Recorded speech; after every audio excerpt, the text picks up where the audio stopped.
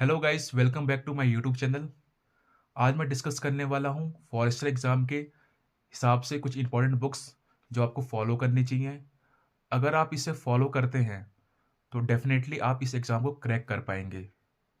जो मैं book list आपको शेयर करूँगा उसी बुक लिस्ट को मैंने भी फॉलो करा था और मैंने भी एग्ज़ाम को क्रैक किया। तो अगर आप इस बुक लिस्ट को फॉलो करते हैं और इसे प्रैक्टिस करते हैं और रिवाइज करेंगे जो मैं आपको बताने वाला हूँ, तो डेफिनेटली आपका एग्ज़ाम क्लियर होने वाला है। तो आइए स्टार्ट करते हैं। सबसे पहले आते हैं साइंस पोर्शन पे। तो जो आपका साइंस पोर्शन है उसमें जो टॉपिक्स दिए गए हैं वो सारे के सारे टॉपिक्स एनसीईआरटी के ही हैं।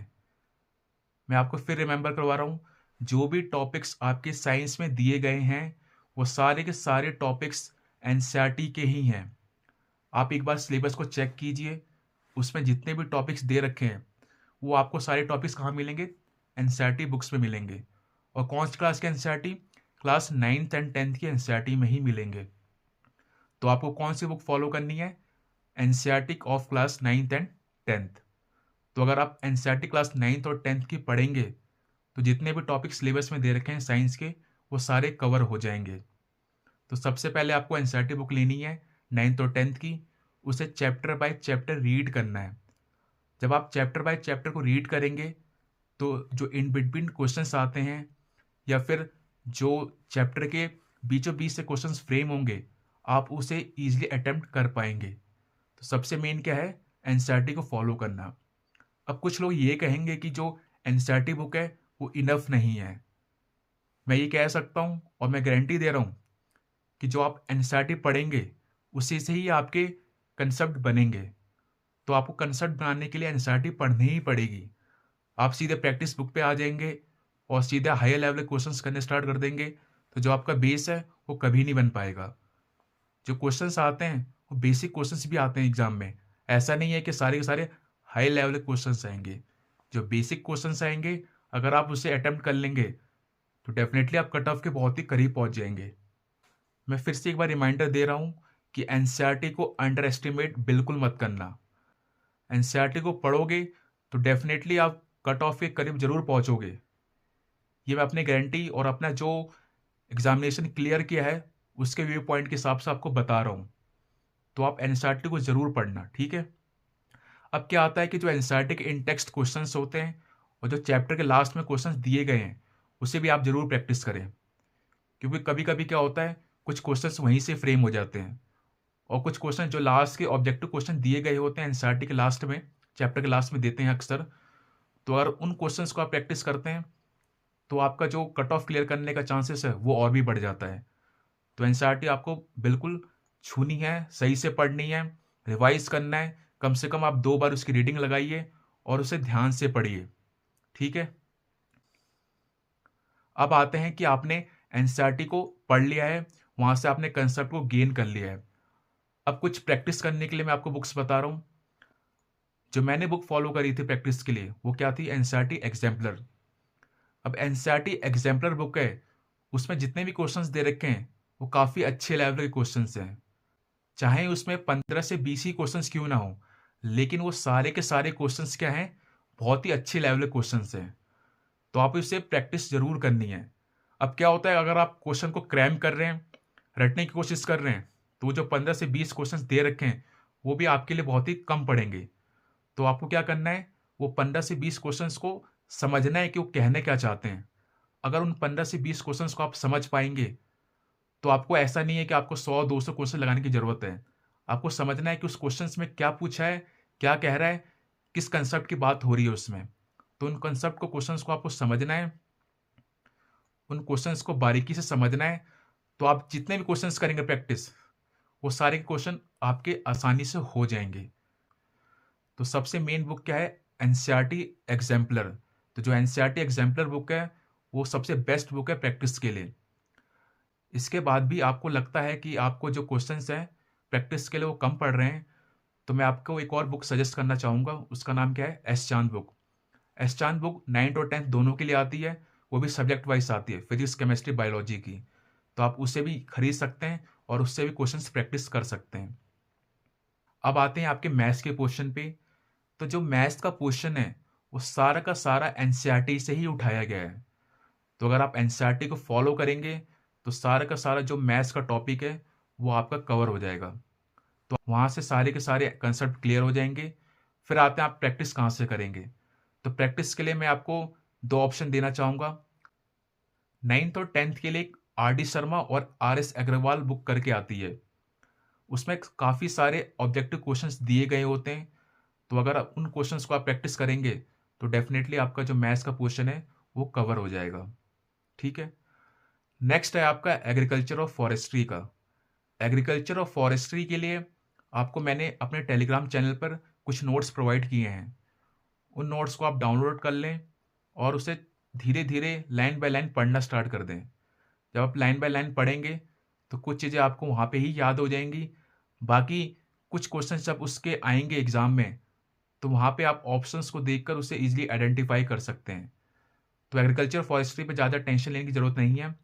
आपको जो मैंने नोट्स प्रोवाइड कर रखे हैं उससे आप पढ़िए और धीरे धीरे उसे याद करने की कोशिश कीजिए। टेलीग्राम चैनल का लिंक मैंने आपको डिस्क्रिप्शन बॉक्स में दिया है।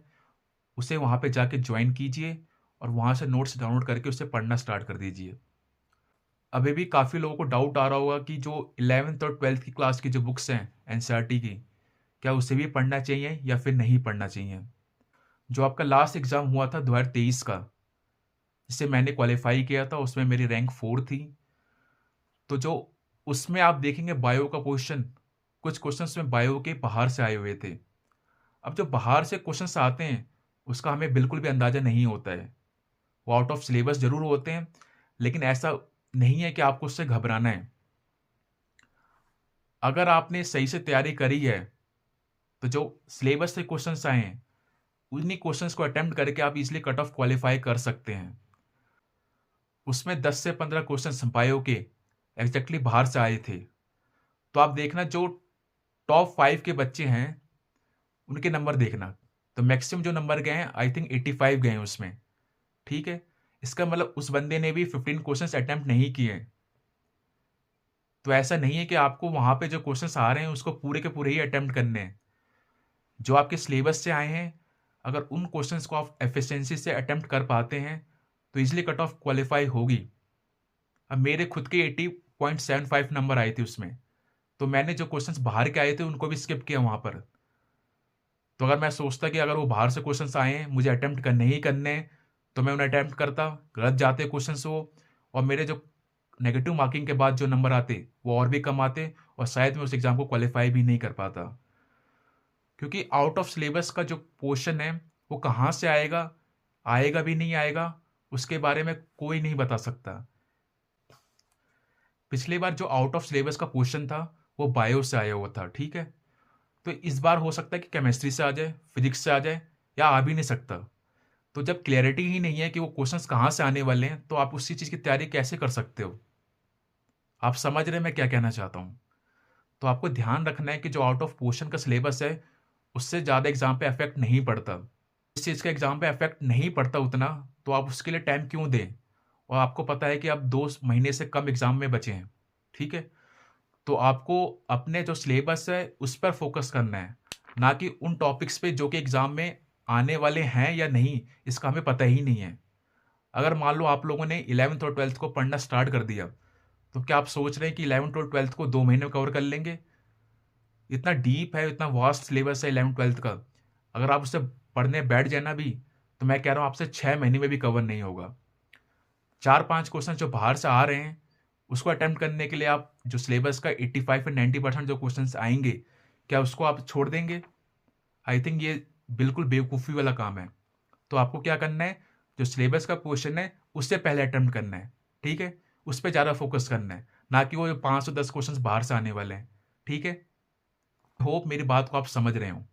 अगर समझ में आया हो तो प्लीज़ मैं कह रहा हूँ कि अपने जो सिलेबस है उस पर ही फोकस करें।